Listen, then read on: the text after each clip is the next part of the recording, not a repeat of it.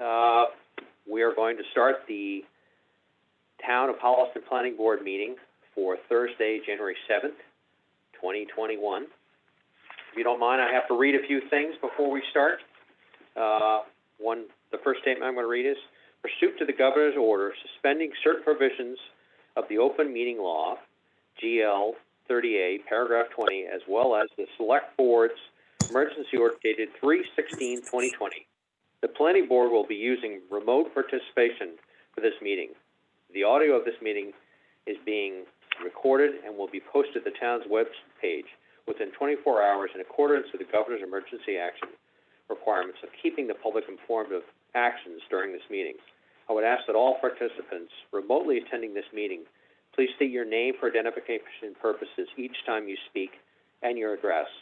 In addition to the accordance of COVID-19 order number 54, this meeting must conclude at 9:30. In Holliston's form of government, the municipal legislation body is town meeting, and planning board does not constitute a municipal, legislation body, and therefore we must end at 9:30 as long as the executive order remains in force. At this time, I would like to do a roll call for the board members, and then I have one more thing to read after that. I'll read this first. The town will be asking those that want to speak during the specific agenda items to use raise your hand feature. Number 3, if you are dialing in by a phone, you can press 9 to indicate you want to speak. When it is your turn to speak, you will be asked to unmute. For those on the computer or tablet phone, will receive a message to unmute. If you are calling by phone when you are announced by the planning board, you will need to press number 6 to unmute the phone. If you are unable to find the raise your hand feature, you can send a chat to the Town of Holliston. Request to speak with the planning board will be notified. I'm sorry, I also forgot my glasses, so but first we'll do a roll call. Do you want to start, Josh? Yep, Josh Santoro, present. Okay. Karen? Karen Apuzzo-Langton, present. All right. Scott? Scott Ferkler, present. Okay. And then Jason? Jason, present. Okay, great. Thank you. And I'm not sure if Warren is on here, but anyway, I guess we'll start by, are there any approvals of minutes? December 10th. December 10th. You can have a draw. Okay. All right. Does anybody have any questions? Would somebody like to make a motion to approve them?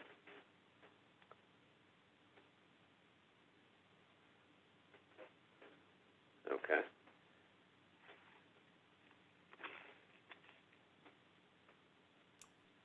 Anybody? Motion? I'll make a motion to approve the minutes. Okay. Scott, do I have a second?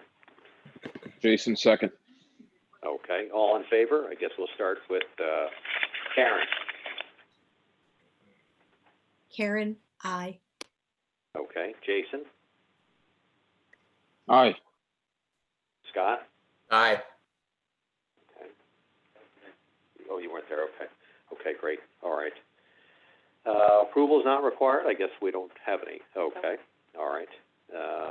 Third is Constitution Village construction deadline and CERTI update. I think I saw Dale on here.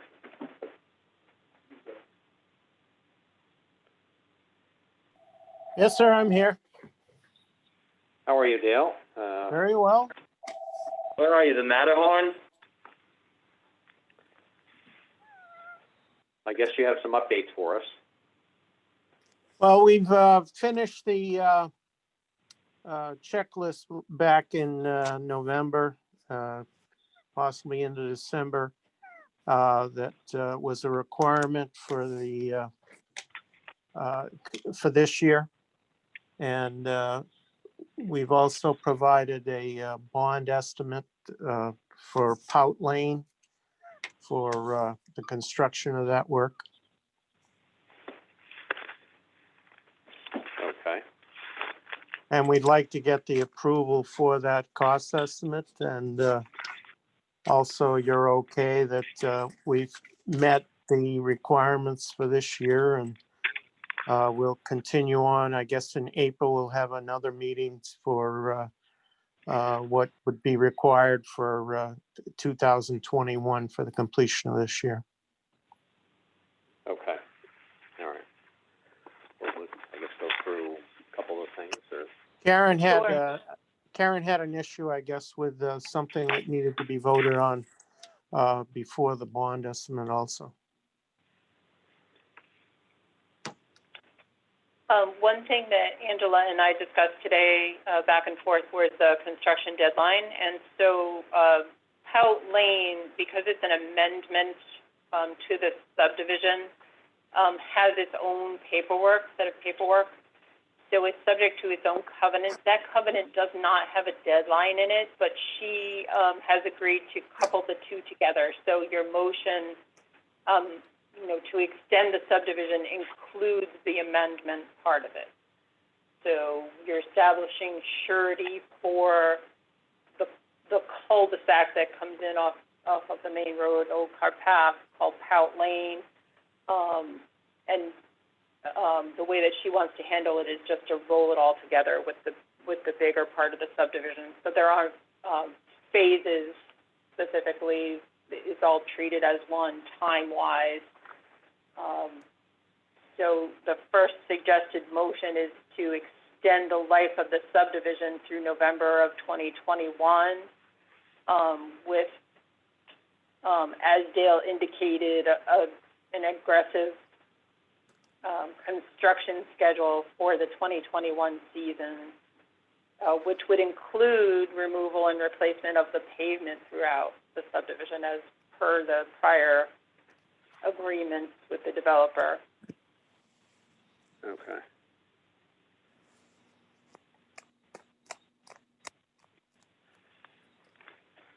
Okay, so we would be voting on, well, I guess I should start and see if there's any board members that have any questions in regards to this. Scott, did you have anything any questions? No, I think I'm good with that. Okay, all right. Karen?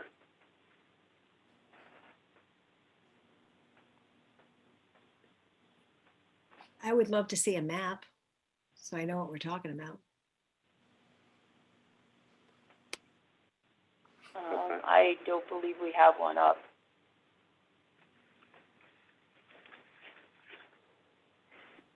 Okay.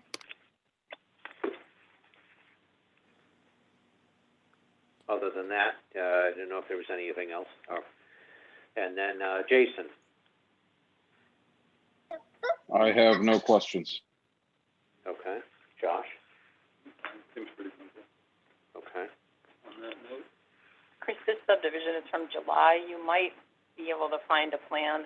Do you really want to see a plan, Karen? You could probably look backwards. I'm just using GPS.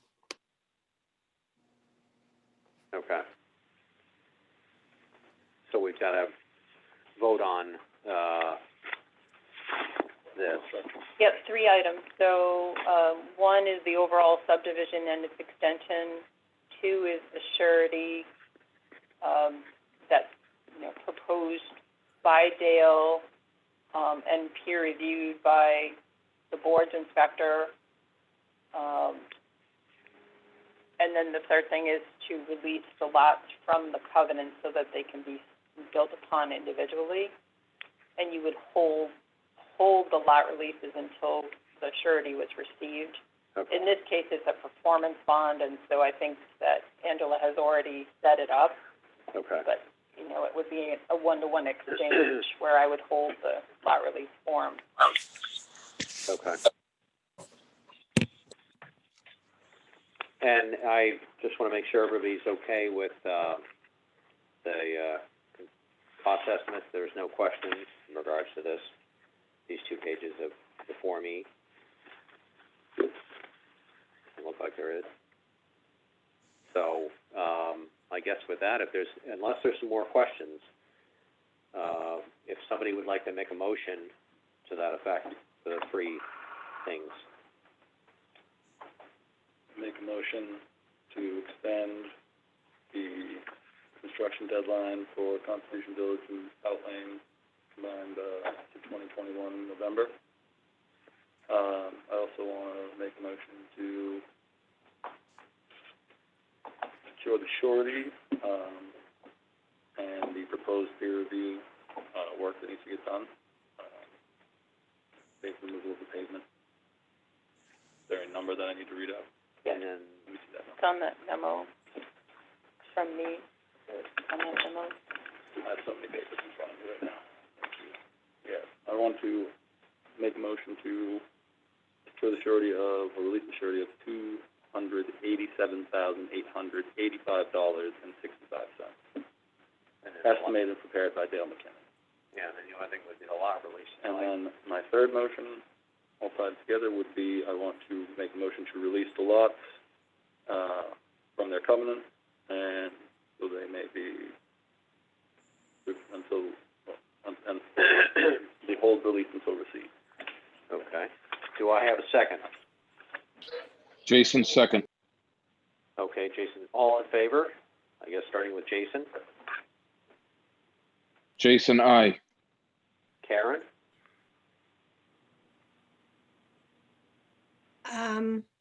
As long as you're holding the lots until the surety is received. Yes, yeah. Okay. All right, thank you. Scott? Aye. Okay. Josh? Okay, great. All right. Thank you very much, Dale. I think that concludes that. Very good, thank you. Good night, Dale. Thank you very much. Thank you very much. All righty. All right. Next, I guess before we start, I just wanted to say a couple things. I just would ask people to be polite. I certainly, I think we can all understand that tensions are high and people, we'd like to have everybody be able to be heard. We have until 9:30 and then we have to shut down. But I would just ask that people just be polite to everybody else. We're all trying to work through this. So with that, the next thing we're going to discuss is the continued land disturbance and stormwater permit discussion, CRG Integrated Real Estate Solutions. And I would ask, Town Council is on here, Jay Telleran, and I'm going to ask Jay to speak. Thank you, Mr. Chairman. I think what would be fruitful here, I think what we're waiting for the most part, is a discussion of the review and the peer review regarding the some of the stormwater and other issues that they've been discussing. So I think a productive way, and Karen's been spearheading that more than I have, obviously. So perhaps what we should do is hear either from their consultant or our consultant on where those things stand to see if we're ready. As we know, the land disturbance permit is a separate issue from the ultimate use of the property. The applicant is entitled to seek a land disturbance permit, and they have.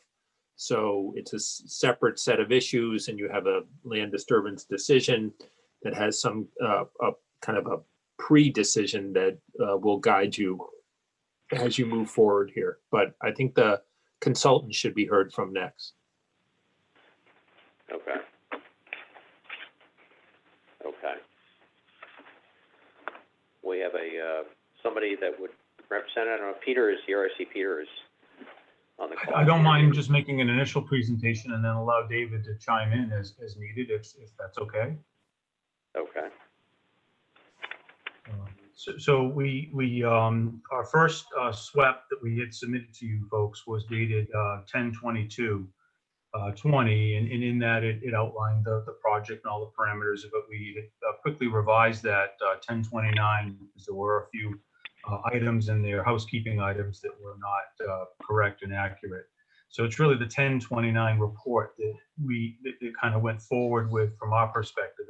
It pretty much had all the issues outlined, and it included a Gantt chart for construction sequence.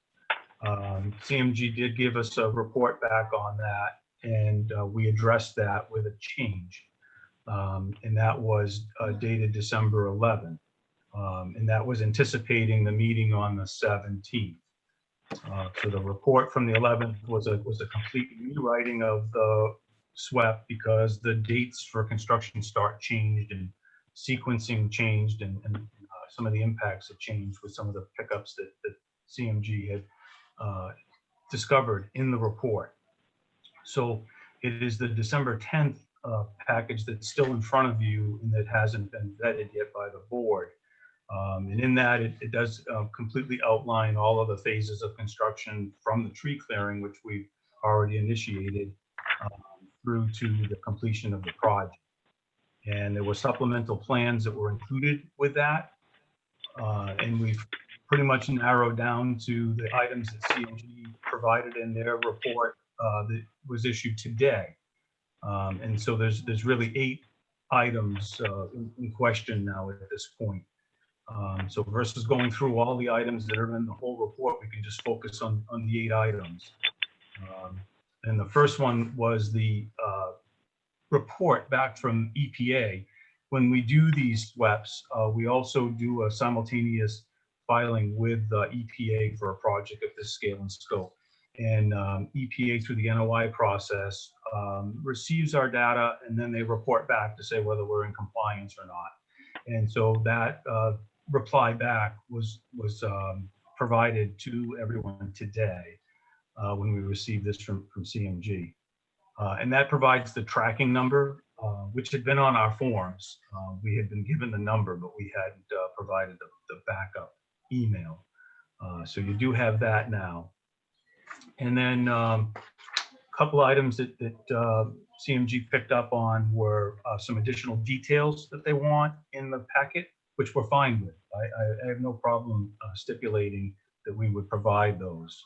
There was a further typo about sequencing. We had 2 phase 6s when one of them should have been a phase 7. And they were in agreement with us on the volume for our sediment trap basins that we had, but they wanted some more details added to the plan for that, which we're fine with.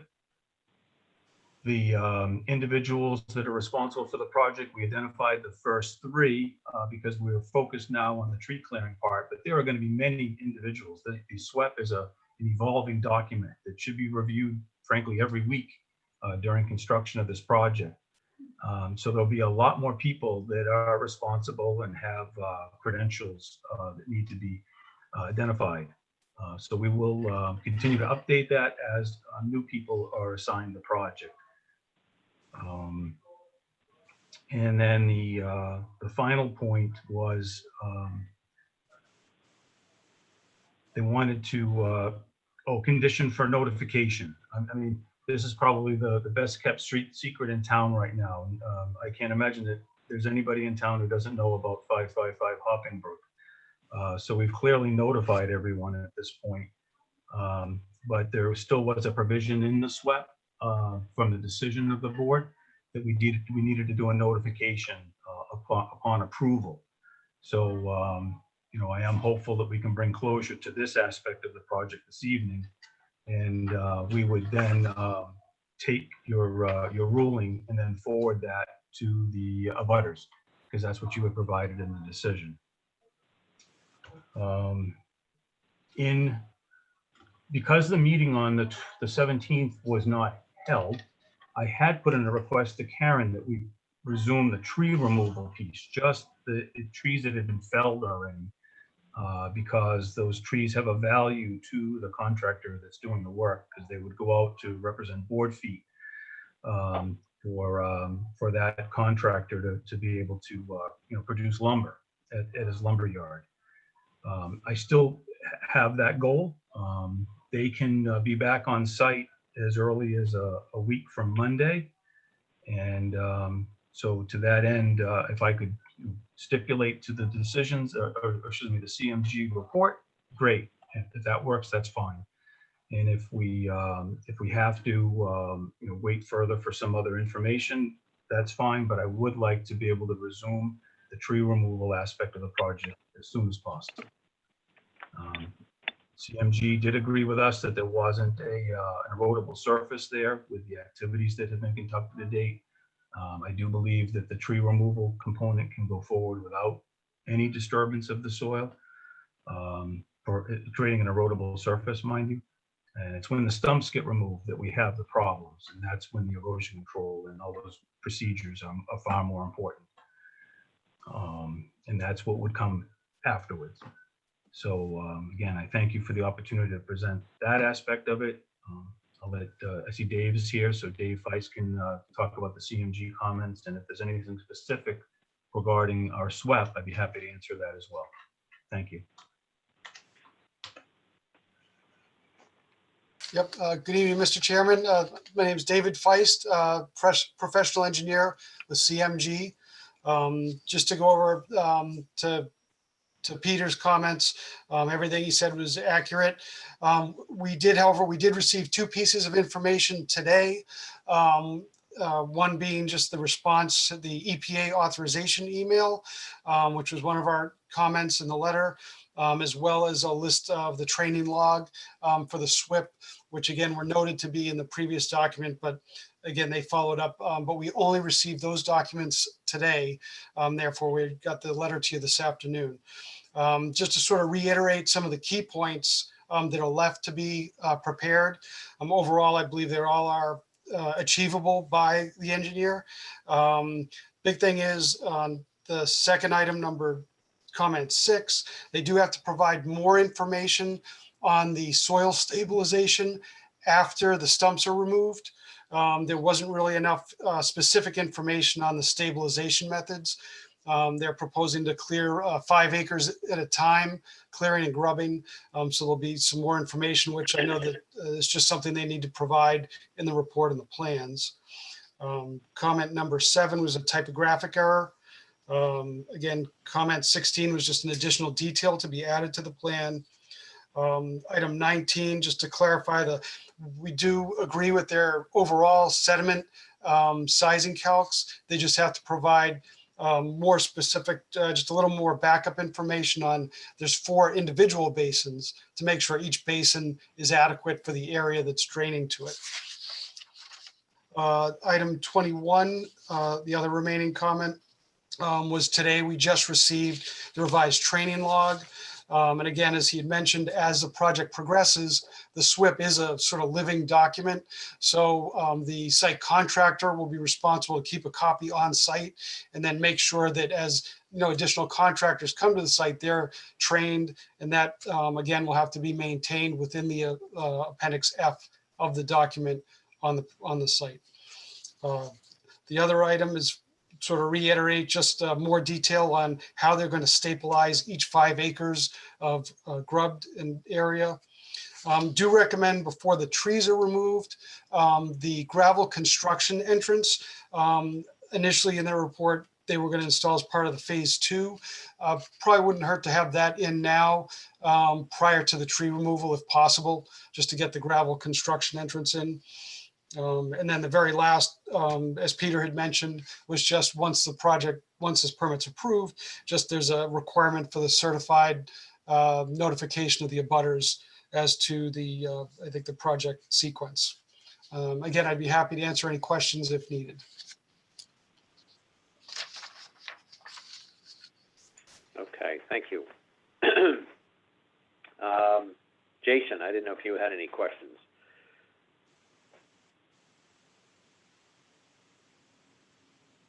Hang on, bear with me. No, I'm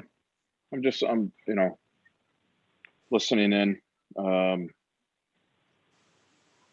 That's an interesting point about the entrance that he just made. And, my main concern is you go in there with heavy equipment to pull hundreds of trees out.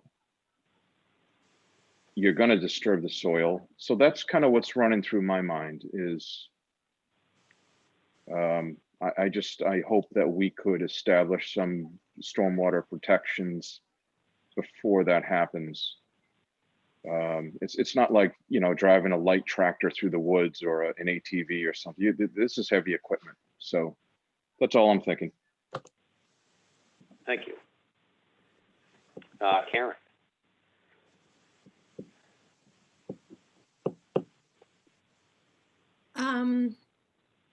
Yeah, I mean, I would echo Jason, but also, I mean, I don't know. This is the first time I'm reading this. What time did we get this? Yeah, we got it today, yeah. Yeah, so, I mean, you know, the oration is lovely. However, I have not had enough time to really read through it. So, Yeah.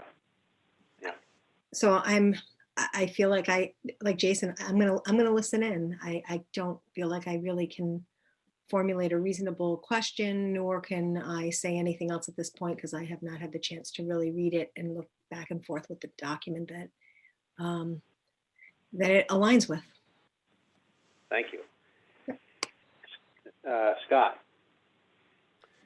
Yeah, I guess I sort of agree with Karen. I guess we typically ask for things like a week before the meeting so that we have time to kind of read through them and understand them and formulate intelligent questions. So I feel like I'm really nowhere near the point of being able to do any of that. Okay. Josh, I don't know if you had anything. I would echo the same sentiments and everyone else, but I did have a question, more or less. It's more about the SWIP. Now we're supposed to treat the SWIP like a living document, correct? Like it can be added and taken off. Is there anybody permanently on the SWIP that can be actually like held accountable, or can people just be taken off willy-nilly? I can answer that, Mr. Chairman. So we did identify a general contractor that is responsible, and that is an assignable position in that the general contractor is listed right now as the landowner. And I would anticipate that at some point it would revert to a different contractor. So there is accountability, and then there's a chain of command within that organization. So both are listed and both are identified on the document. But what I also wanted to state, though, for the record, I mean, we did submit this back in October 22nd. That's why I started my presentation that way. You've had these documents now for months. And the December 10th package was issued on that date as well. So that's been almost another month. Yes, CMG's report got to you today. I've been chasing them, and they're just like we are, very busy. Any consulting firm that's not busy right now isn't doing a very good job, I think, because we're all just doing a lot more with less time. But we're down to just a handful of items, all of which I'm willing to stipulate 100% that we would comply with. And the SWEP can be updated and can include those items. And again, on December 17th, I did put a request in that was not considered to resume just the tree removal, all felled trees that were at the site. And I wanted to resume it earlier because I was concerned the weather wasn't going to stay with us. Well, we've had quite a mild winter so far, even after that snowstorm. It's been quite mild. So we still have the ability to get all this erosion control in place with authorization to resume activities at the site. You have a cease and desist on us right now, and we've honored that. We've not done any other activity. So until you remove it, I'm not going to go on the site. We're respecting your request. But I would like the opportunity to resume activities on the site as early as possible. So, thank you.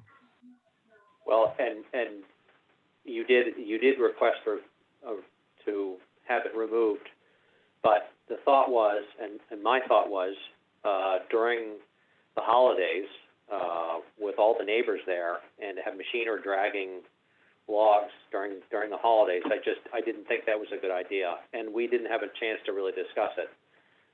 So I just, that was my thought, was that we can't have people dragging logs across when there's all these houses there, especially during the holidays. So that was my thought. So that's, if you want to know, that's the reasoning. So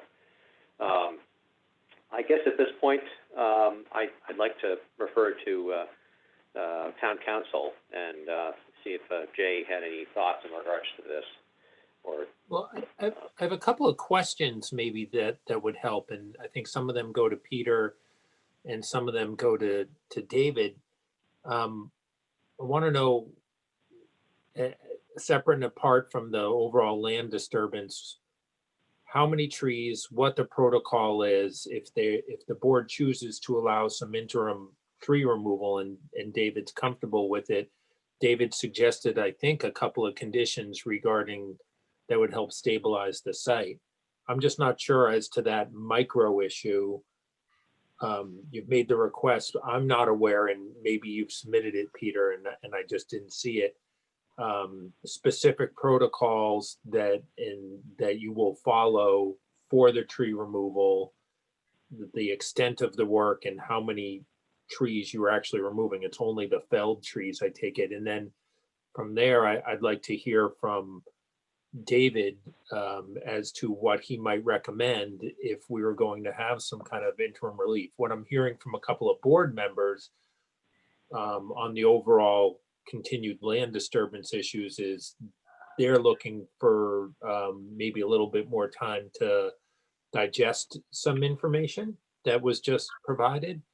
But, and I will leave to them whether or not they want to allow the interim tree removal, but I don't know enough about it to provide any guidance. It seems to me that just allowing it carte blanche is probably not a great idea, and that there should be some discussion of what it is, how much it is, where it is, and what David would recommend as a protocol and what we would agree to for hours and days of operation for doing that. So maybe you could speak to what you anticipate for that activity, duration, amount, where it is, and then David could chime in if he can. If he needs time to consider it, then we'll have to wait to see what he thinks about it. Okay, so the first item would be is, can this be done without creating an erodible surface? And so what we've already demonstrated with the activities that have been initiated was that it can be. You're leaving the forest mat in place. It is not, the stumping activity is not occurring. So we're just taking trees. In this instance, there would be, the first would be to remove the felled trees that are already there. So you're skidding that tree out, you're bringing it to the base of the site. It's being cut, put on a truck, and it's being hauled away. And there's some brush that it gets associated with, and that gets chipped. And it gets chipped, and that gets put in the truck and hauled away. So it's a fairly small footprint with the activity itself, and there's no other cutting that would need to take place if we just dealt with all the felled trees. The second phase of that would be to continue to cut trees and continue in the same operation that we've already demonstrated, that we don't create an erodible surface this way, and that we would be able to get all of the trees down and out and off the site. So that would be like the phase 2 of just the tree removal part. Subsequent to that, the next activity would be stumping. That is when the swept, it becomes extremely important, and you need to have a great deal of focus, and you need to do things in finite zones. I'm not asking to do that until we have the swept fully vetted and signed off. The comments that were given to us by CMG today, we're 100% on board with those, and we'll update the SWEP, and I can probably have it back as early as tomorrow. But you won't be meeting again for some time, so I understand that, and that's why I've stated it this way, is that I'd like to be able to resume the activities at the site.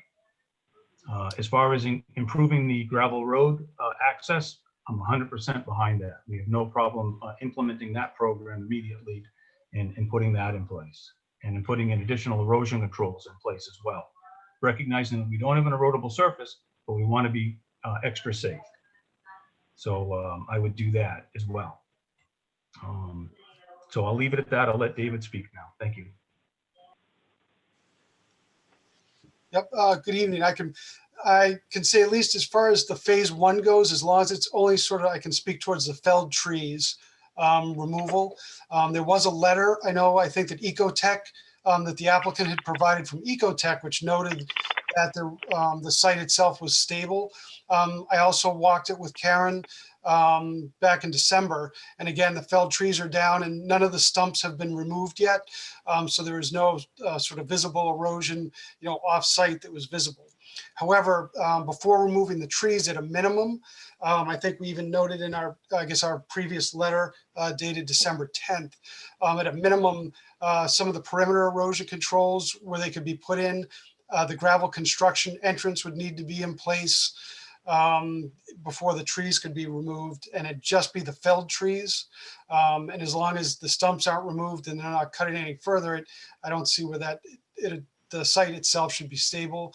Probably would also recommend with that sort of a pre-construct or pre-meeting after the erosion control and gravel entrance is in before they remove the trees. And then also just continue, have the inspections as per their SWIP, just to make sure there's no erosion during the tree removal. Phase 2, we probably want to have a little more time before I give recommendations. But again, those are my thoughts, and I'd be happy to answer further questions if needed. So that was my thought too, David, that that phase 2 probably need a little more information. It also appears to me that Peter should probably sketch up for you what his idea is on the gravel access there, so that you're satisfied on that in terms of the felled trees. I agree, but I defer to the board that phase 2 seems like either we'd consider it part of the larger approval here, or that you would just need additional time to really suss out all the issues, know a little bit more on that. But I'm going to defer to the board a little bit, but it seems to me that in terms of the felled trees, that there may be a path forward. But it still strikes me that we need Peter to sketch up what he's going to be doing with that gravel road and lock in some kind of schedule for doing that, whether that's done administratively between meetings of the board and with staff and you is up to the board. Seems feasible to me, but I think we would probably want to stop there and not tackle phase 2 yet. That's my thought. But again, Mr. Chairman and Karen, I'm going to defer to you a little bit on your sense of that too. Okay. Do you have any thoughts on that, Karen? No, I just want for clarification for the members. So when Jay was talking about sort of clarifying the area that we're talking about, if you refer to the letter dated December 21st from, and I'm sorry if I pronounce this wrong, but Mr. Sweeney there from, who is the actual tree cutter, he outlines that there are approximately 18 acres of trees on the ground, and 2 acres have been pulled and processed during the previous mobilization. He gives a list of the proposed equipment that he'll have on site and indicates that he'll have, a crew to process approximately 2 acres daily, and proposes essentially 18 to 20 days to complete that first phase.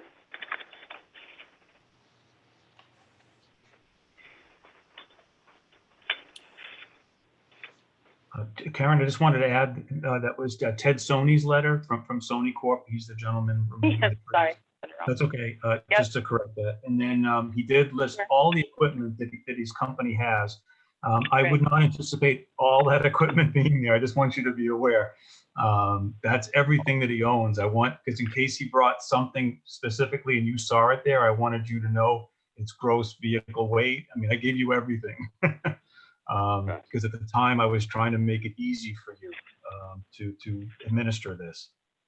So I gave you the kitchen sink, so to speak. Oh, okay. I was thinking, geez, there's going to be a lot of equipment here because you've got these listed both. You've got 2 pages of stuff listed here. Okay, but that's all of his equipment. Okay. That's all of his equipment. That's right. Yeah. So there's a skidder, and then there's a tree processor, and then there would be obviously, the cutting equipment. We're not talking about cutting any more trees until we get over this next phase.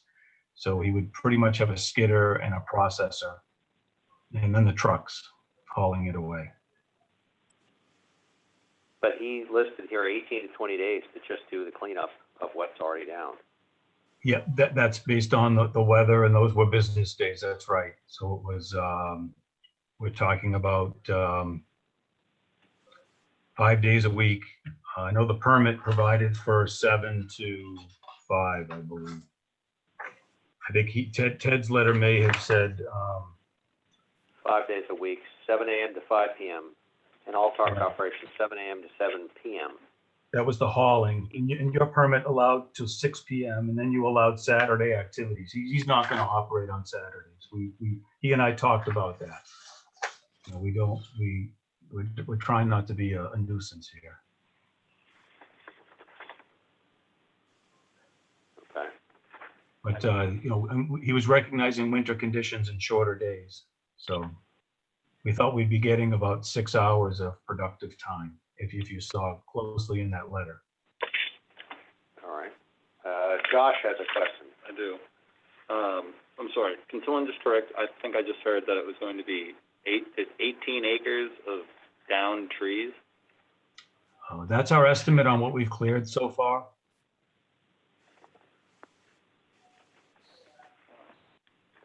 Okay, that's all I needed. I'm sorry, did someone say how long it would take to do it all? Every day, right, 2 acres a day? Yeah, 18 to 20 days for just the cleanup of what's down. Karen, I didn't know if you had any thoughts or suggestions. Hi, Dave, thanks. So I guess that I am not an arborist by trade. So some of the language being used, I require a little bit of clarification on. So as I understand it, a felled tree is somebody went in and they cut it and it fell down and it stayed where it fell. So does that mean that these trees that have fit this word still have all their branches on them and they are laying on the ground? Right. So we're using the term felled just to distinguish it from one that is standing. This is a tree that was cut, and as part of the cutting process, it's grappled, it's laid down, and it's laid down in sequence so that it can then be picked up by the skidder. So they're in groups or bunches, if you will, and their branches are intact. So that's how it gets moved. Is it's grappled by its trunk and it's pulled down the slope. And then it gets to the processor, and that's when it's going to be cut into log length. And then its crown would then go through a chipper, and the chipper would feed the resulting chip, if you will, to use the term again, into the back of a box truck. And then that's taken to a plant for processing, be it for steam power or for pellets. There's lots of different industries that use chips these days. So as you're pulling this tree that has not been cut into lengths,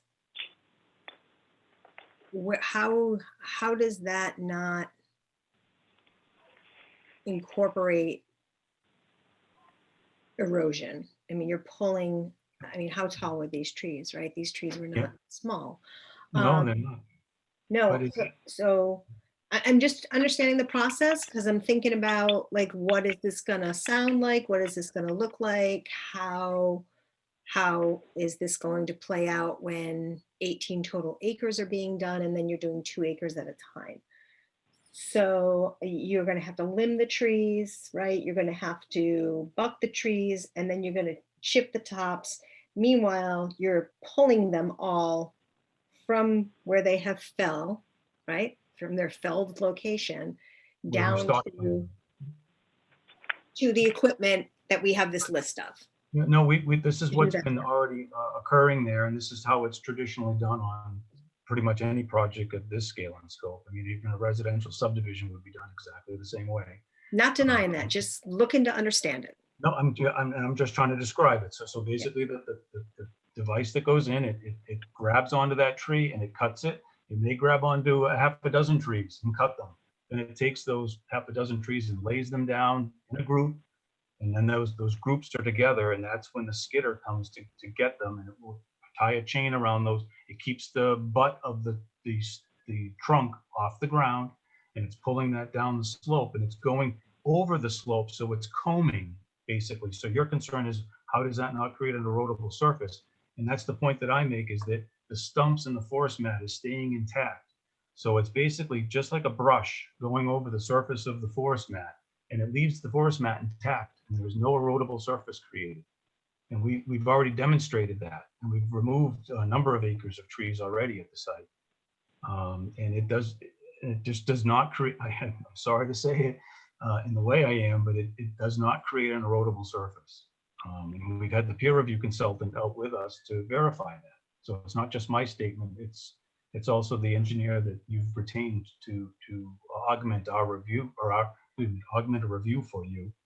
That's corroborating my position, which is it just doesn't do that.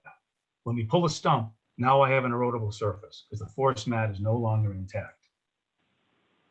There is a noise associated with the activity. Yes, the skid steer the skidder has noise. It's an engine that's operating it, and so does the cutter. They both do make noise, but they're all within tolerable, all within allowances. And again, these activities, we cut the perimeter already of the site, so I'm not going to be getting any closer to any abutting properties. Those trees have already been removed. Thank you. If there was rain, or if there was a big thaw, would that affect the erosion or the erodible elements of this? No. What would, again, if you pull the stump, now that freeze thaw would have a definite impact. So, But, so you could do this activity in the rain or after a thaw, and it wouldn't, with the skidder, and it still wouldn't cause an erodible condition there? No, we would monitor it. Believe me, we'll definitely monitor it. And if we're starting to create an erodible surface, we'll eliminate that. There's a provision in the SWEP for that as well. But to date, we've not had that issue.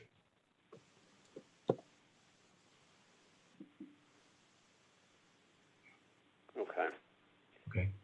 Karen, I didn't know if you had any other questions or. No, I was really trying to understand more of the process of phase one as Jay was kind of laying out, and I wanted to see what part of that we were actually talking about, which is why I was looking for that language. Okay. So, and I guess it would be more clear to me, and maybe even everyone on this call, if we actually understood how many trees there are per acre.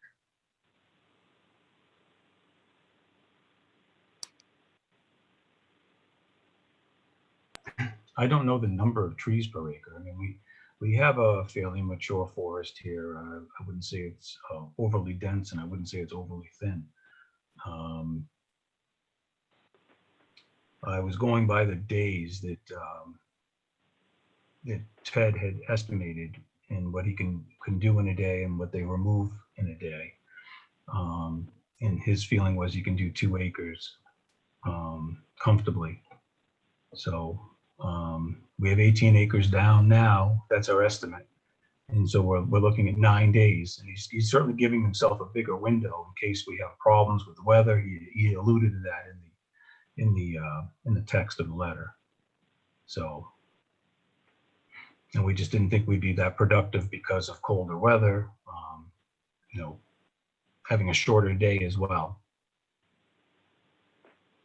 But we've not done a tree count on a per acre basis. I've not done that. I mean, is there do you have a guesstimate or? I don't, no, Okay. no. I can say, again, with what's cleared already, when we feel as if 18 acres has already been cleared. When you step back and look at that, and some areas of the site were thicker than others. We have some areas that are conifers and some areas that are oaks or deciduous trees, and it does vary in those zones.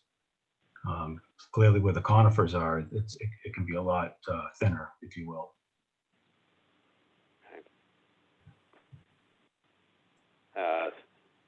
Scott, I don't know if you had any questions.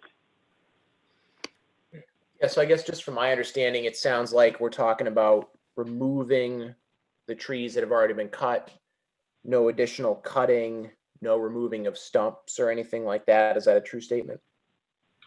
Yes, that's true. That's true. We're just going to work with what's already down. Yeah, I guess so. You said that you had started cutting the perimeter of the property. Is that true? We cut the entire perimeter. I did not want there to be a security issue with any of the abutting properties. So we put a fence up along the perimeter, and then we cut that perimeter and we laid the trees down along the perimeter. Why wouldn't you? I guess, I don't know. I'm not similar to Karen, I'm not an arborist. Why wouldn't you just start cutting from the easiest access location, like along the gravel road, and work your way back? I guess why go out of your way to cut the perimeter? We really did it to make a secure perimeter. We certainly did the easiest so we could get into the site. We went up the middle. And then we went to the perimeter, and then we just basically did a loop around. Again, it was really more for security. Okay.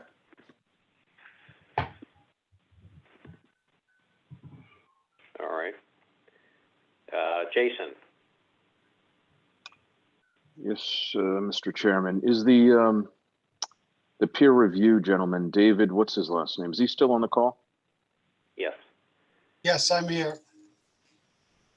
David, curious to get your thoughts. If I'm thinking about Attorney Tillerman's question, if we have a thaw and it's raining and you have a skidder, I assume you're familiar with the size of a skidder?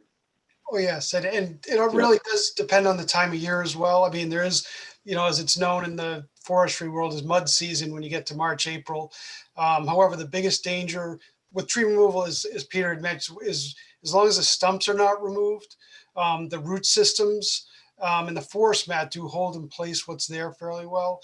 However, no doubt, there could be, given the weather conditions, could contribute to more erosion.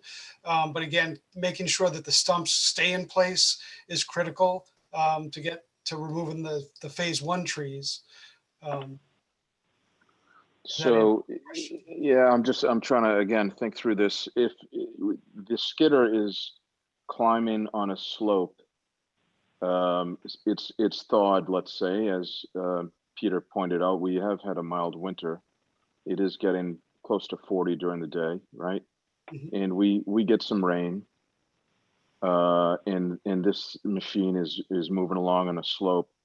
I am envisioning, probably from the years I've spent on construction sites, this thing sinking down a bit into the mud, and causing, sorry to say it, but in erodible condition. Would you disagree? Nope, not at all. And that's why part of if you were going to condition something like this, would be to make sure that the erosion controls, perimeter erosion controls are in place to keep that on the property, as well as the gravel construction entrance to keep any sort of mud tracking in place. And then the other part is having, again, them carry out their inspections during this, just so if there is an issue, it can be addressed immediately.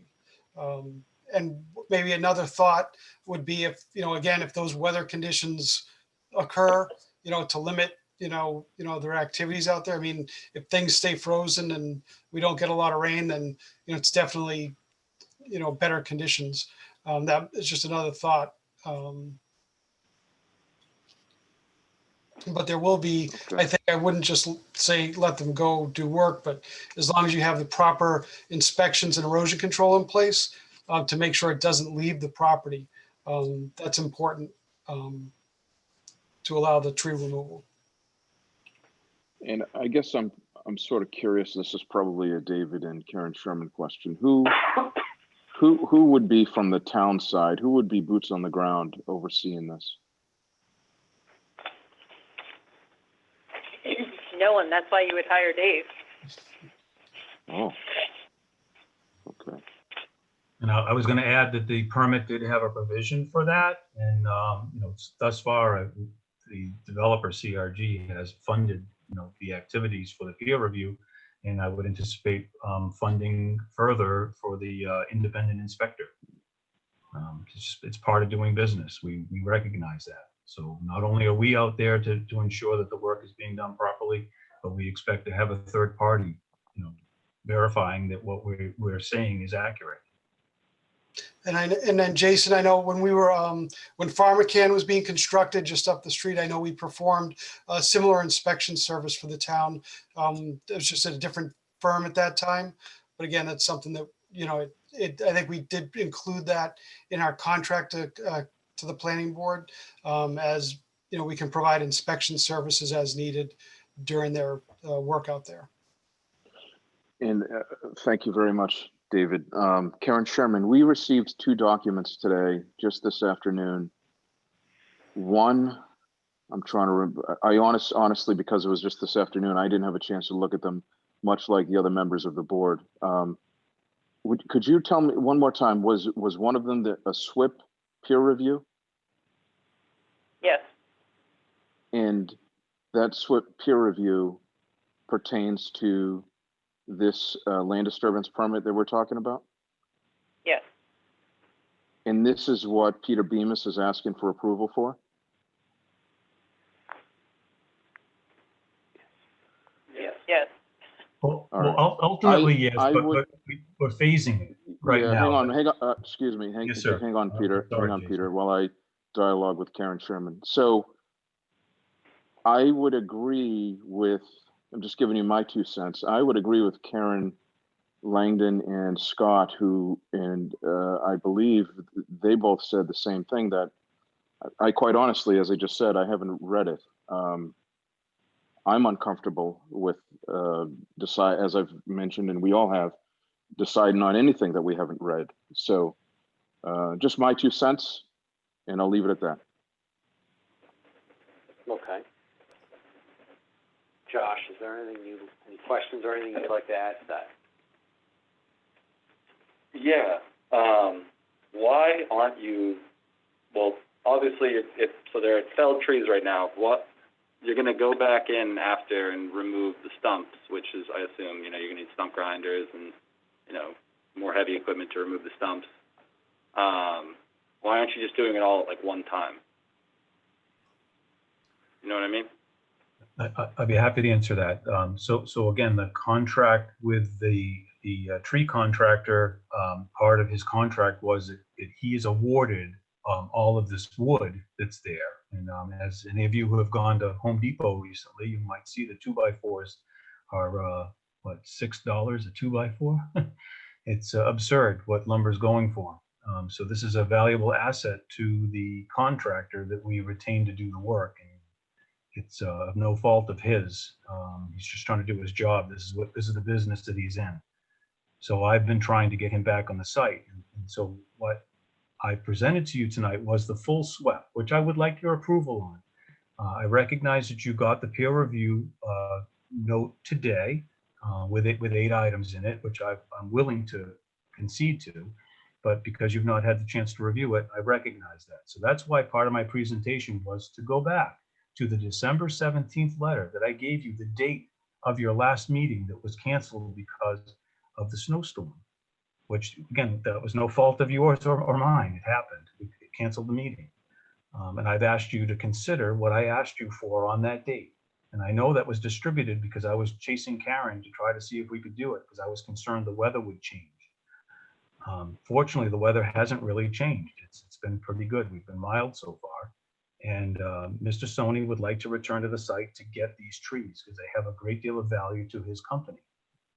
And that's all I'm asking you for right now is to consider what I asked you for on the 17th, which was just to resume the removal of the trees that were placed on the ground as part of the earlier activity.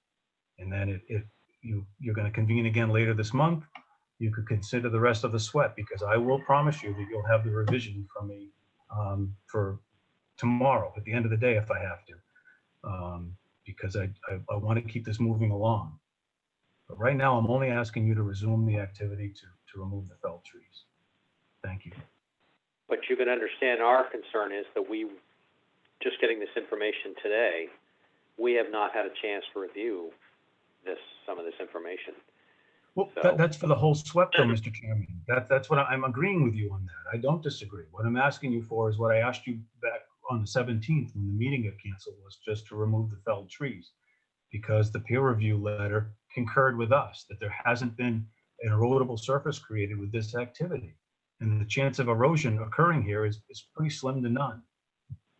And there are provisions in place, and we're going to continue to put the provisions in place, and we'll continue to have the review agency overlooking what we're doing. So you have the checks and balances in place. That's all I'm saying. So thank you. Thank you.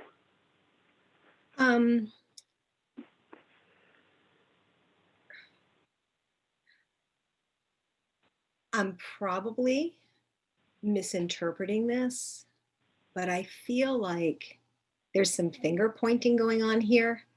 And, you know, Peter, this is your full-time job. We all have full-time jobs plus this. And quite honestly, I think if my memory serves me correctly, the reason why we're in this predicament is because trees were felled without a discussion with us. I would like to see the blaming and the pointing go away. We, as a board, have been having open, honest, clear conversations with you for many, many months. We have given tons and tons of time. We do the best that we possibly can. We are charged with making the best decisions for our town. And we are being really honest with you when we are telling you, it's not an excuse, we're just telling you, we have not had time to review the documents carefully. And I wouldn't sign anything of this importance in my private life that I got the same day and didn't have a chance to look at. We, as I all stated again, we all have jobs. We all worked today till 5, 6 o'clock. And then we come here, you're making it, you're assuming or you're stating as though we had time to do this, and you're presuming you understand our lives. And I find it somewhat insulting that you've said it now 3 times.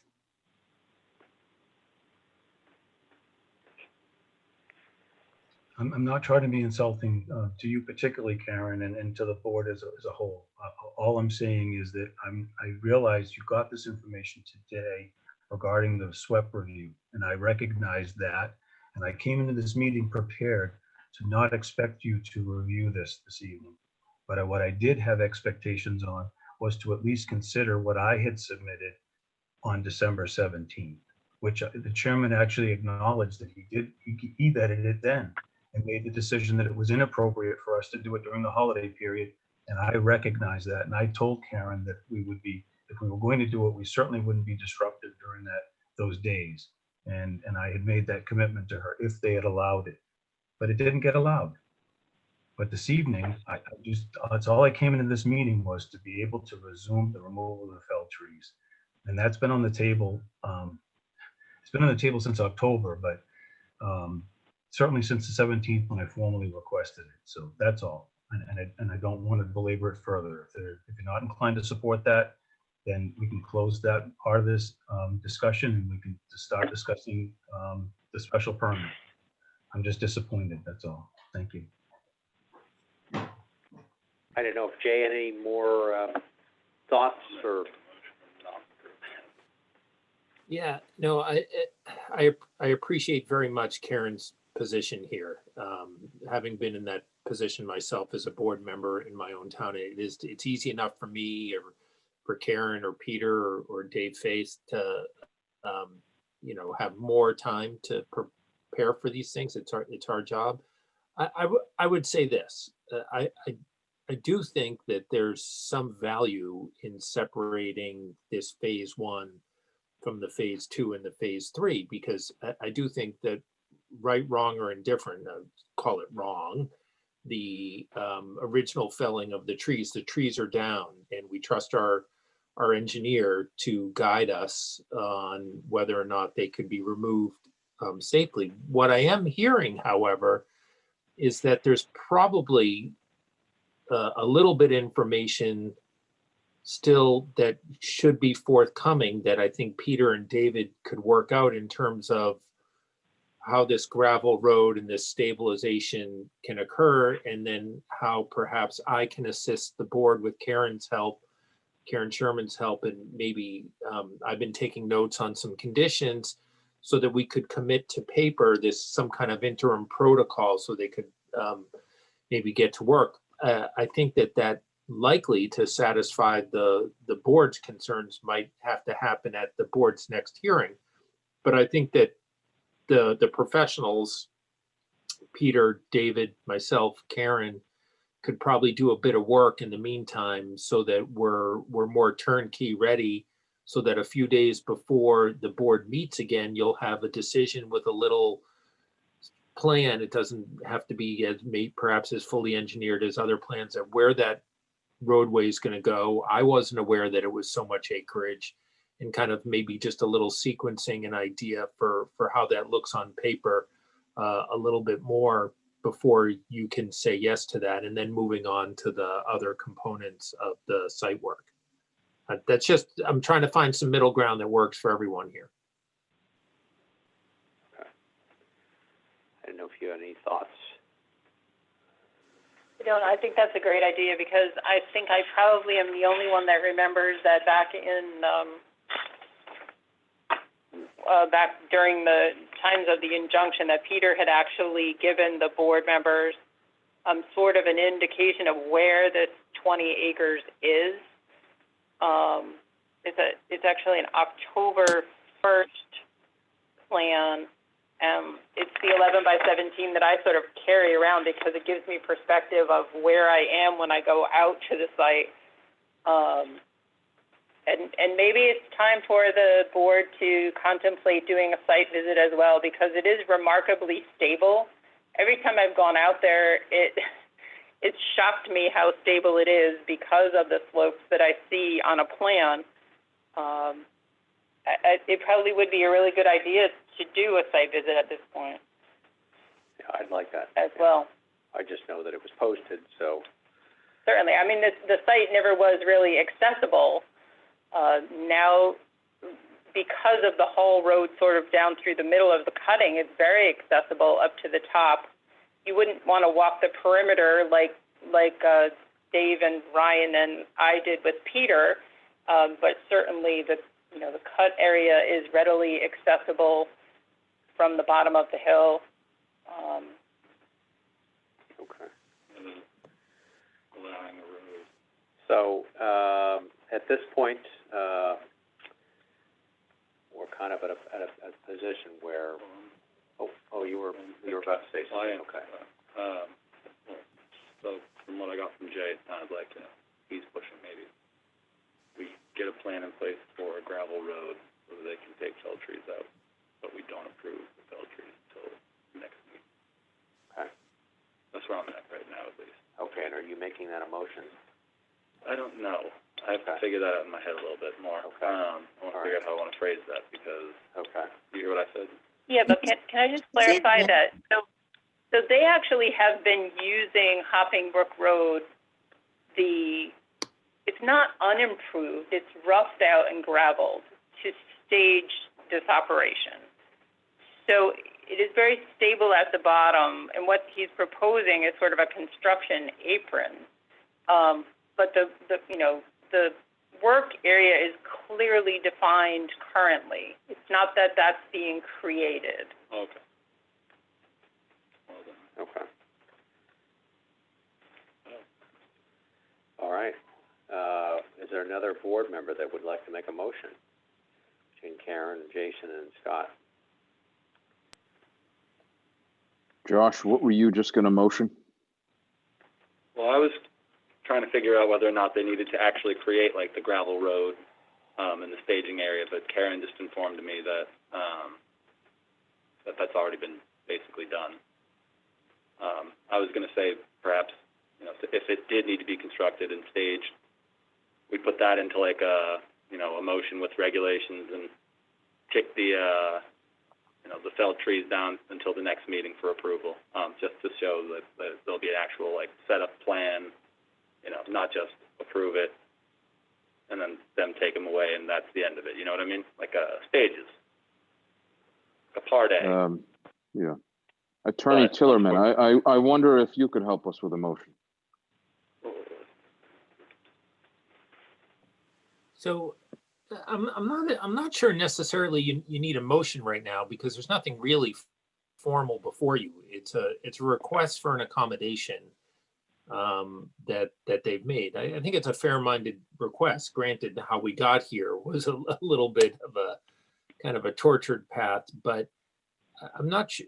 I think if you just give them, if you just provide some direction for Peter and David, and then Karen and I kind of running behind them a little bit, I think that's fine. I think the direction is, if you wanted to put it in the form of the motion, it would be to have Peter and David work on establishing a plan and protocol for a roadway and other procedures for removal of procedures and conditions for removal of the felled trees with Karen and Town Council to provide assistance.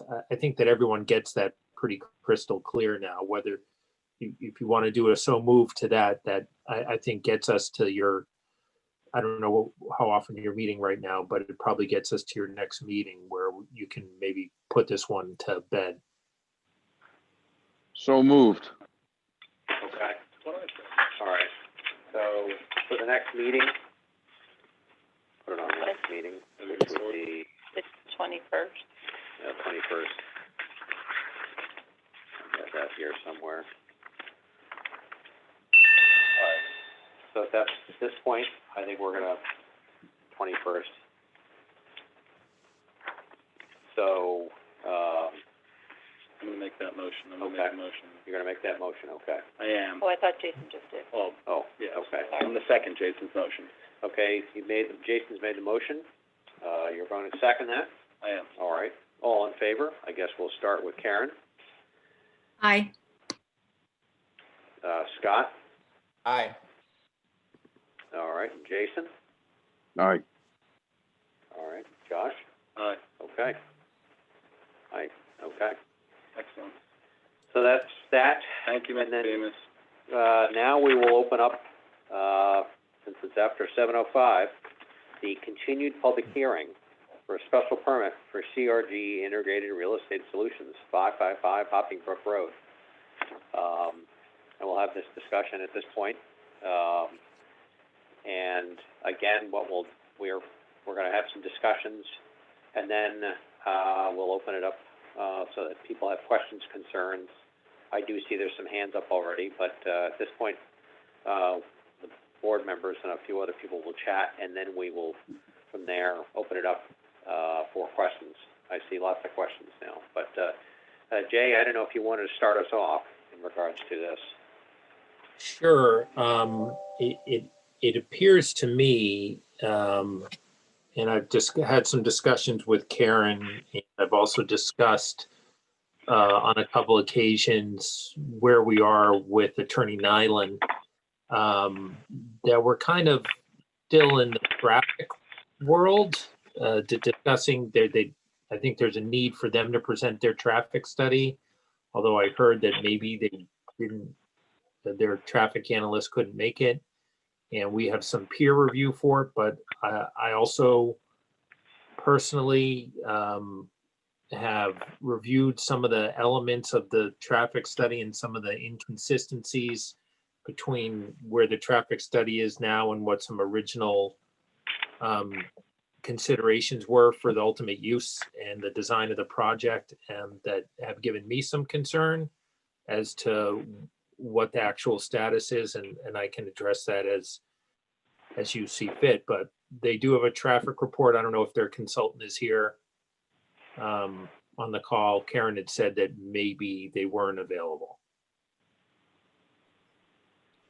So Peter Bemis again. So Scott Thornton had a public hearing in another community. I know Chip is here and I am, and I'm prepared to talk on a couple of items. And we did retain we did fund a peer review through the town. And I did see that someone from MDM was here, so Yeah, I'd Bob be is happy here. to Bob, I let see Bob. MDM speak. Yeah.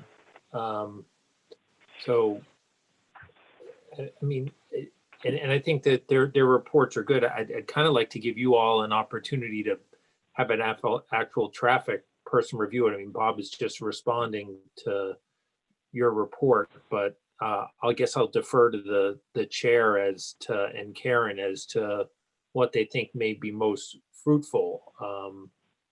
Here again, I have some points on the underlying design and use question, which may influence how things go forward, but it's really up to the chair and Karen Sherman how you want to sequence this here.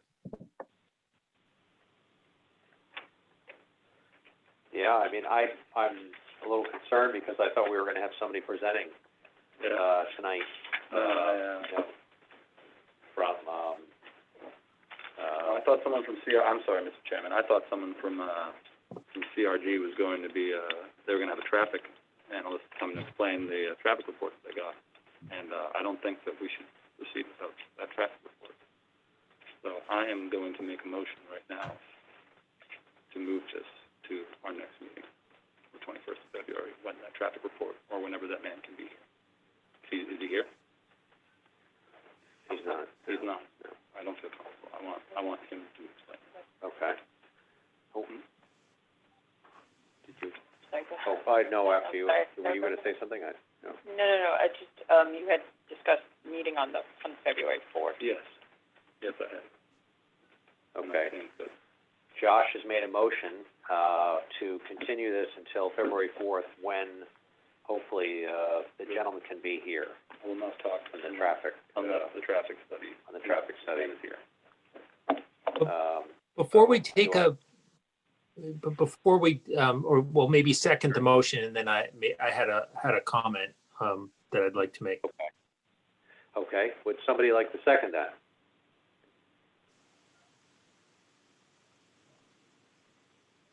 I'll second, Scott. Okay, Scott is seconding that. We're gonna do all in favor, or did you, you said you had a comment? Yeah, it's more of a concern too, and I'm glad Bob Michaud is on the call, because I think he's been with this project a little bit, and I've had some discussions with their council as well. I think the board has really been struggling on this project with respect to what they're being asked to approve. I think that has been a key component of it, because what they're being asked to approve really informs what both their traffic analysts and what Bob Michaud are going to look at. And they presented a design of a project that has 423 truck spaces, 170 docking, loading docks.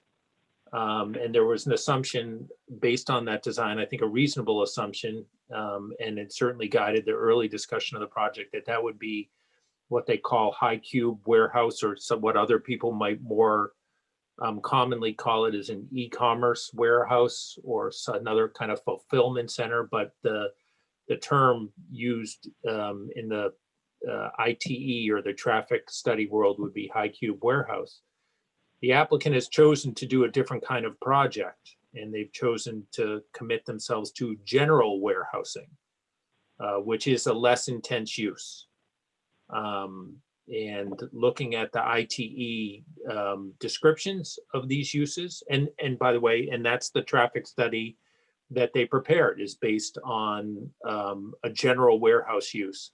And that is the review that MDM, Bob Michaud, did based upon that use, even though Bob was careful to note in his peer review that it would be a different scenario and different potential impacts, or certainly different analysis, if it was the high cube warehouse. Now, the discussion I've had with the applicant and with Karen Sherman as well is, look, they have to make a decision as to what they want to build. Warehousing requires a special permit. The kind of subclass of warehouse is up to them.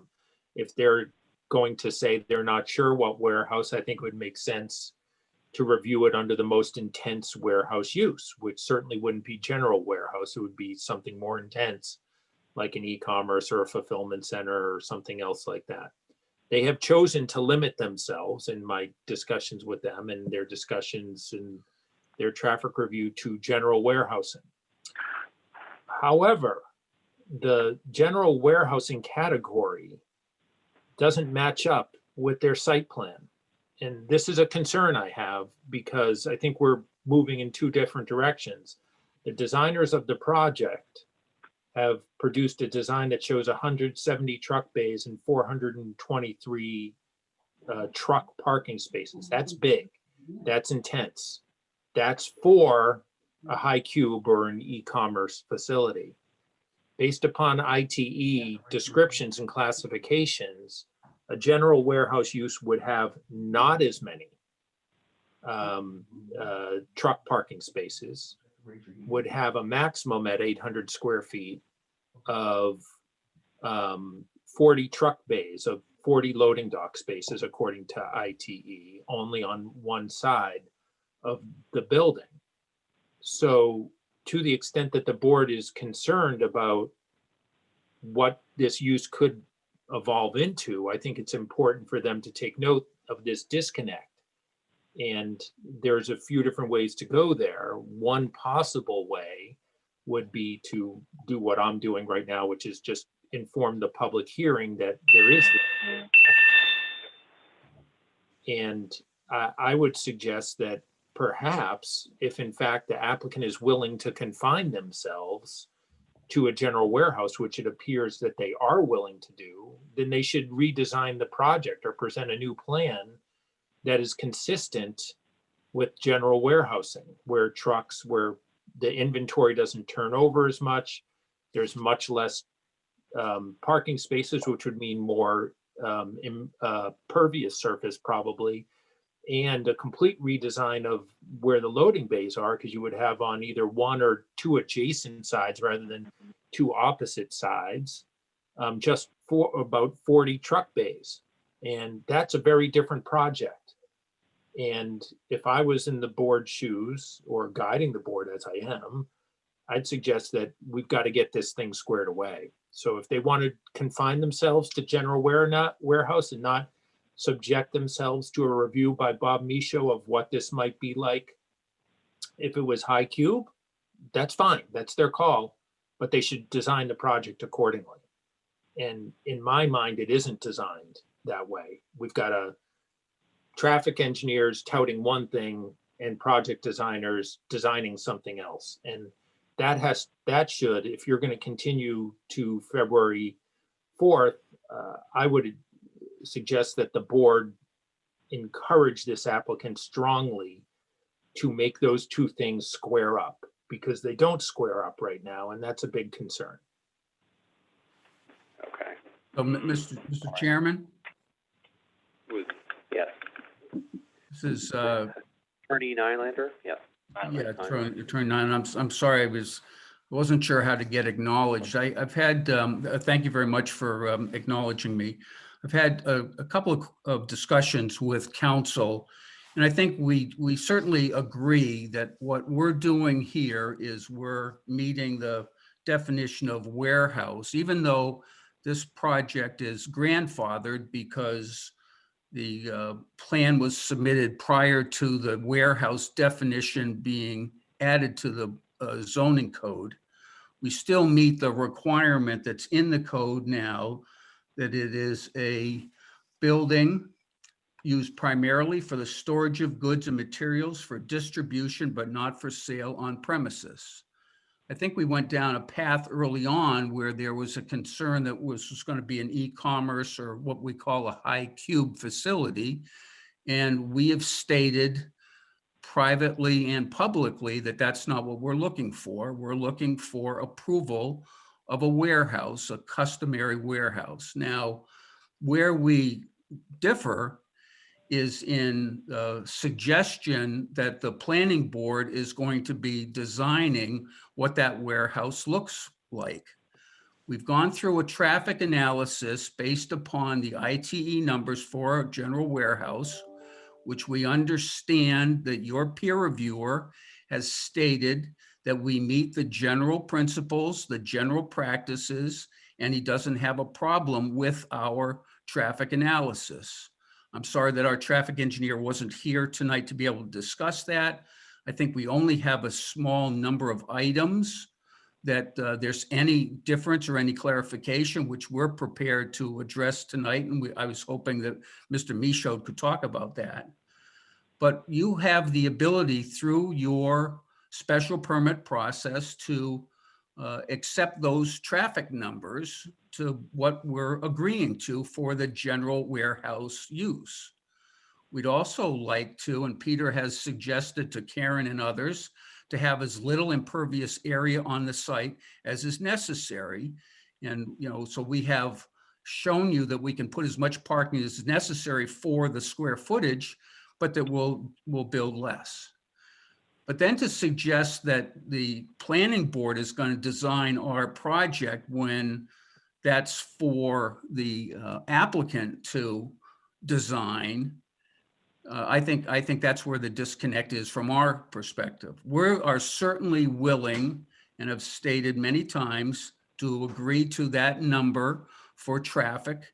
I'm sure there'll be monitoring. We've agreed to have no traffic on South Street. We've agreed that we'll put in our leases, we'll set what those numbers are.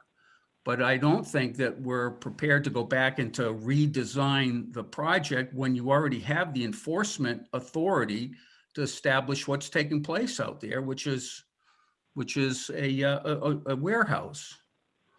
If you recall, when you differed with us with respect to the trees, you took an enforcement action. You clearly have that enforcement ability, and we would much rather go forward with what we agreed to, which is a general warehouse, than to send us back and have the planning board design our project. So, we're here, we're ready to, we can comment. We were hoping that your peer reviewer would describe how he viewed our traffic analysis, and, we could go forward and then continue to the next meeting. May I just Mr. have Certainly. 2 seconds on this zoning issue? And I'm sorry, Jay, to cut you off, but No, the please. special permit application is not for a warehouse. It is for general industrial uses. And Mr. Bemis and the prior building inspector had a detailed discussion about the proposed uses within this building and determined that a special permit was needed. The application was made under the industrial use section of the bylaw under general industrial uses, and that includes manufacturing, storage, processing, fabrication, packaging, and assembly. And that is what the application was for. There is another category in the industrial section of our bylaw, but that is not what is being proposed, and that is clearly not what the application is for. So this discussion of what a warehouse is only pertains to what the traffic engineering land use category is. It's not a zoning category. Attorney Nyland has attached himself to the definition of warehouse in the bylaw, but that is not what the special permit is for. It's for general industrial uses over 15,000 square feet. Of which a warehouse is a general industrial use. Right. So what I would say further to that is that there are different kinds. So this requires a special permit. This isn't a by right use. And when you're looking at a special permit and they're doing some kind of warehouse use, there are different kinds of warehouses. So the planning board has complete discretion to assess what kind of use it would be and what kind of conditions would be required to safeguard the town's interests. Now, I find it interesting that the applicant is willing to confine themselves to a warehouse use but doesn't want to confine themselves to the design of a warehouse. So you can't have you can't have it both ways. I'd also suggest that just saying, well, you could do enforcement later is just not appropriate. Doing enforcement in the first instance was like pulling teeth and was substantially expensive for all parties. If our best assurance is zoning, is through the lens of zoning, creating a mechanism where we can confine them to a general warehouse use, which is what they want to do, rather than risking the slow bleed into a more intensive warehouse use, then why wouldn't the board require, in the first instance, that the design be limited to general warehouse use? That way, no party has to worry about enforcement. It is not easy to enforce, and no one should ever put themselves in the position of saying just enforce later, when we could assist the applicant now in changing the design that they're presenting to us to meet what their desired use is. If, on the other hand, this applicant wants to keep their options open because in the future they may wish to evolve to a different industrial use, including high cube storage, then they should just say so. In which case, we'll send their traffic analyst back so that they can analyze under the more intensive use codes, and Bob Michaud could analyze under that, and we'll go forward on that basis. And the board will have to consider whether or not that's acceptable or not. But if they're willing to, and I've asked this question of Mr. Nyland several times, I'm not trying to single you out, Chip, but I can only speak to you. I can't speak to your client. You have to decide what you want to do. And having made that decision, I think it would be entirely reasonable for the board to say, then make your design match up to that. You don't have to lose any square footage. You could still do an 800,000 square foot general warehouse. If that's what you want to do, let's see it with less parking and less truck bays, which by their nature would limit the kind of impacts that the board has and the neighborhood have been concerned about from the beginning, and we'd all be on the same page. But right now I see a significant disconnect, and I think that the board would be right to ask the applicant to either discuss their design or discuss their proposed use amongst themselves and report back to us either with a changed design or a choice to go with a different use. But not, you can't do it halfway. Those things should match up. That's my view. I don't want to tell the board how to operate its decision. I haven't had a discussion with any of the board members. I have vented to Karen, bless her soul, for listening to me on this, but I'll turn it back to the board on this particular issue because I know that there's a motion on the floor. I agree. Thank you very much. I guess Jason. Yeah. Jason. Dave, I just wanted to jump in and thank Attorney Tillerman for that analysis. I mean, quite frankly, that's why we as a town hire folks like Jay for his expertise, and I fully support what he has suggested, and I fully support continuing this for the reason that we do not have the traffic engineer with us tonight. So I guess the question is, and this again is for the town attorney, for Jay Tellerman, that at this point we have somebody a second. We're going to do all. I'm going to do an all in favor. But do we want to add in? Does somebody want to add in the fact that we'd like to have this designed, or we have the? We want to have it designed. What I want them to do is I want them to, as we take as we move to the fourth, take a good hard look at, do you want to be tied into the general constriction, or do you want to be honest and say that you want to use the high cube warehouse? So you've already made a motion. It's already been seconded. Well, I think that what Attorney Tellerman was saying was basically that they, we can't motion them, or we can't, we can't. They have to make that. They have to make that decision themselves. Okay. But we, I would say think very long and hard about that. Okay. So At this David, I point- guess I would, I'd be comfortable. I don't want to speak for everybody, but I'd be comfortable continuing with the motion. My 2 cents, and I'll Okay, keep quiet. Thank you, David. sounds Can I great, throw in okay. can I throw in a penny? Sure, Karen. Yeah, I'm a little concerned about exactly what Jay has eloquently stated and put to light. Regardless of what comes back on the 4th, if we are not clear about the definition and it matching the design, how do we move forward understanding what we're doing? And likewise, I think if I understood correctly, the traffic study, unless I'm wrong, is looking at an amount of traffic that doesn't match what we're saying the use is, or is it opposite, Jay? They don't match up. So I don't see even on the 4th, regardless of what we're being asked, how we can have a conversation when two things are not parallel to each other. They Well, don't match. It's a month away. So And no, but but- I'm saying what I'm saying is I'm not saying I don't want to have that conversation. I just want it to come back and match. Otherwise, I feel like on the 4th we're going to end up in the same situation.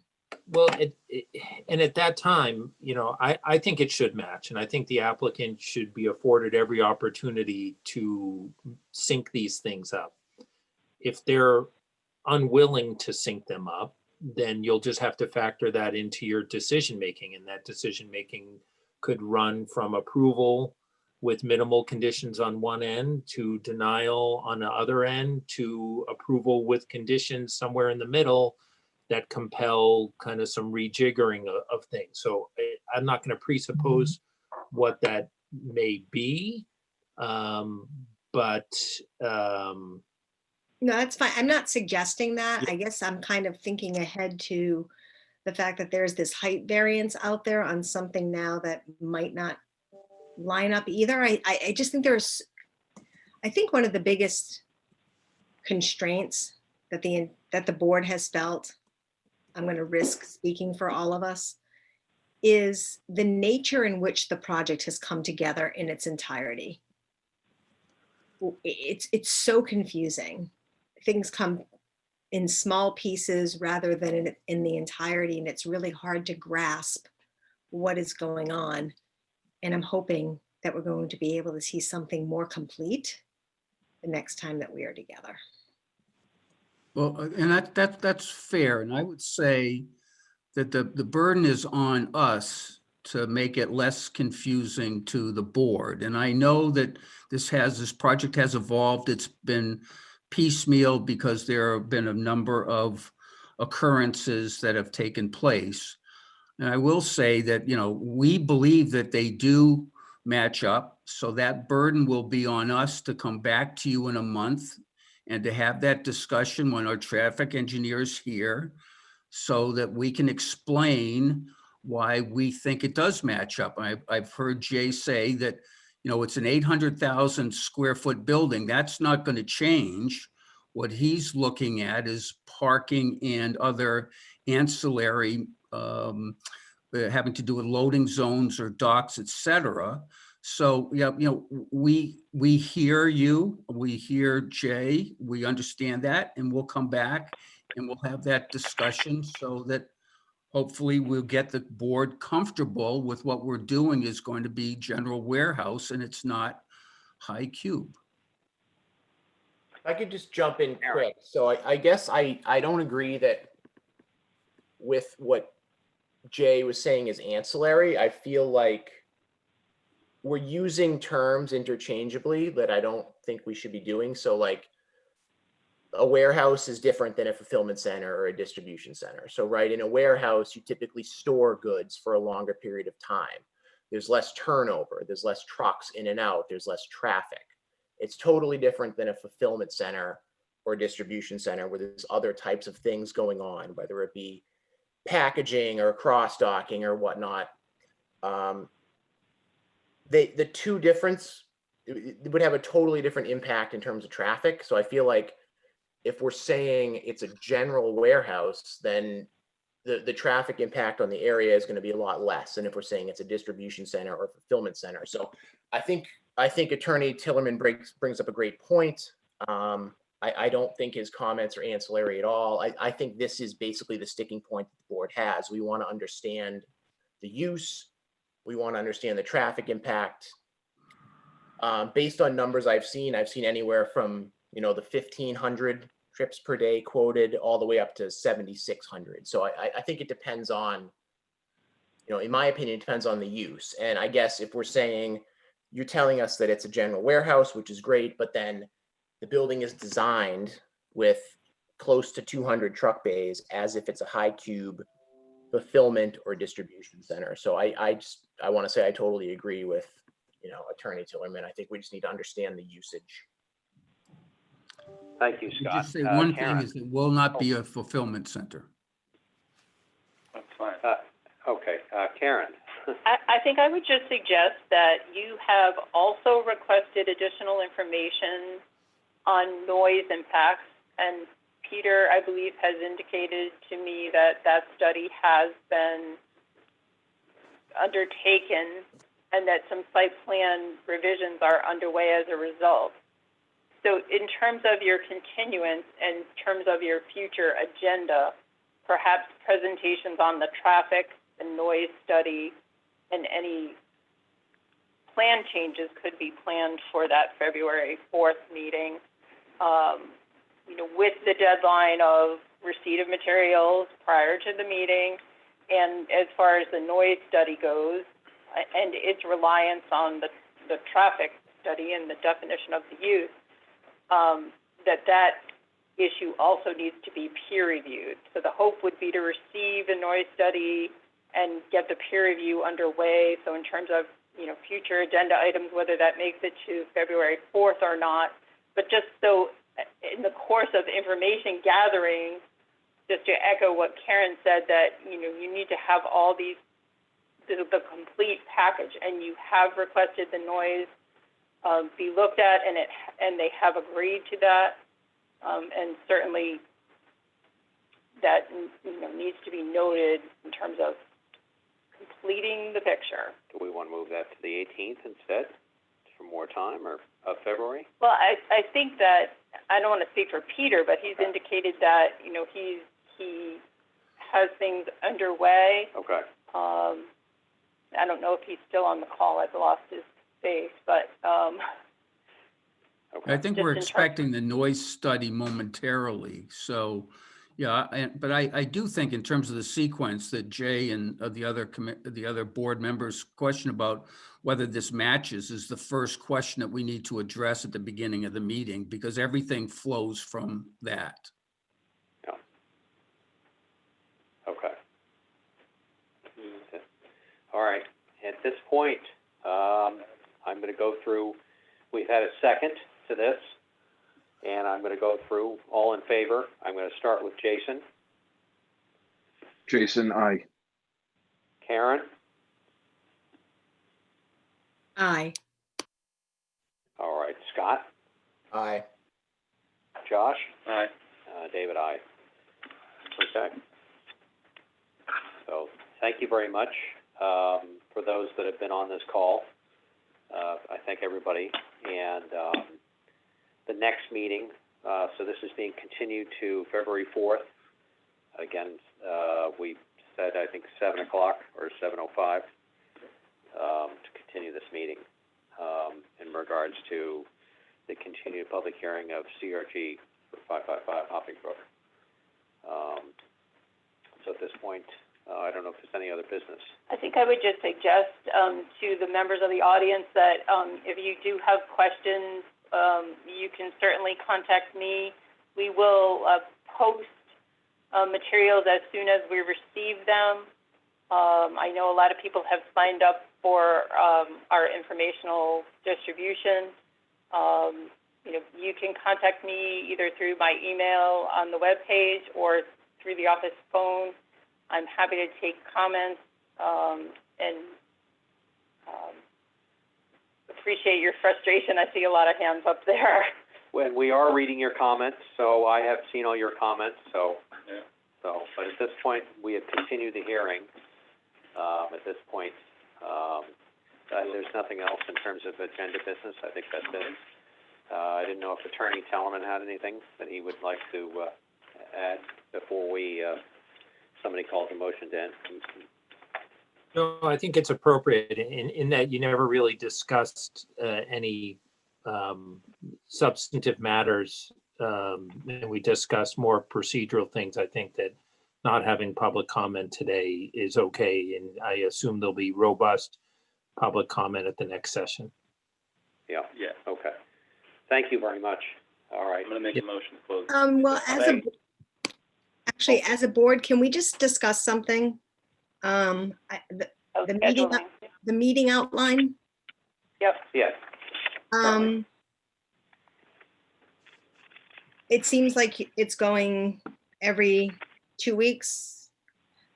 I had done like first and third with, I think, an extra meeting for town meeting preparation.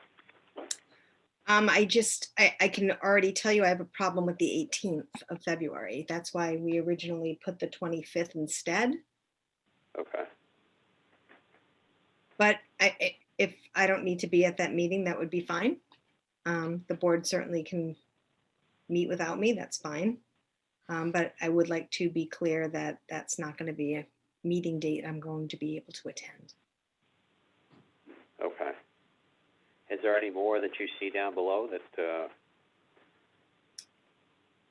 I'd have to probably zip through all of them, but since that's the closest, I wanted to make sure that I got that out there. Okay. All right. Scott had also suggested to me that, we sort of lengthen it out a little further. So I didn't go beyond the fiscal. So, maybe you want to change things after town meeting. The town meeting preparation, you do have road acceptances, and so there will be interaction with the select board regarding that. And I don't know whether you want to tackle any zoning issues. On my work program, I had outlined that under the stormwater plan, we have an obligation to update the planning board rules and regulations and implement the stormwater regulations to match the stormwater bylaw that was passed at the annual town meeting. And I have a working session with our consultant on that on Monday.